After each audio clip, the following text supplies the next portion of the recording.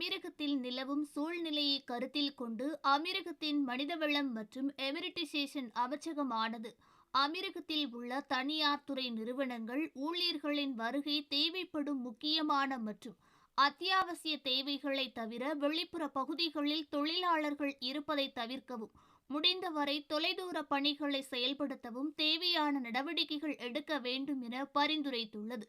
இது மார்ச் 1 ஞாயிற்றுக்கிழமை முதல் மார்ச் 3 செவ்வாய்க்கிழமை வரை என 3 நாட்களுக்கு நடைமுறையில் இருக்கும் என அமீரக அரசு கூறியுள்ளது.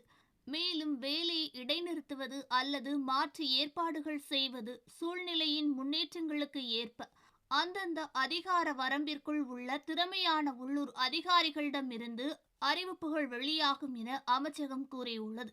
அத்துடன் அமீரகத்தில் உள்ள கூட்டாட்சி மற்றும் உள்ளூர் மட்டங்களில் உள்ள அதிகாரப்பூர்வ ஆதாரங்களிலிருந்து வரும் தகவல்களை பெறவும் புதுப்பிப்புகளை பின்பற்றவும் தனியார் துறை முதலாளிகளை அமைச்சகம் வலியுறுத்தியுள்ளது. தற்போது சூழ்நிலைகள் மோசமாக உள்ளதால் மத்திய கிழக்கு நாடுகளில் உள்ள சிபிஎஸ்இ தேர்வுகளும் ஒத்திவைக்கப்பட்டுள்ளது. மத்திய கிழக்கு நாடுகளில் நிலவும் தற்போதைய சூழ்நிலை காரணமாக அங்குள்ள சிபிஎஸ்இ பள்ளிக்கான 10ஆம் வகுப்பு மற்றும் 12ஆம் வகுப்பு பொதுத் தேர்வுகள் தற்காலிகமாக ஒத்திவைக்கப்பட்டுள்ளது. அதன்படி Bahrain, Iran, Kuwait, Oman, Qatar, Saudi Arabia மற்றும் ஐக்கிய அரபு அமீரகம் ஆகிய நாடுகளில் மார்ச் 2ஆம் தேதி நடைபெற இருந்த தேர்வுகள் ஒத்திவைக்கப்பட்டுள்ளது.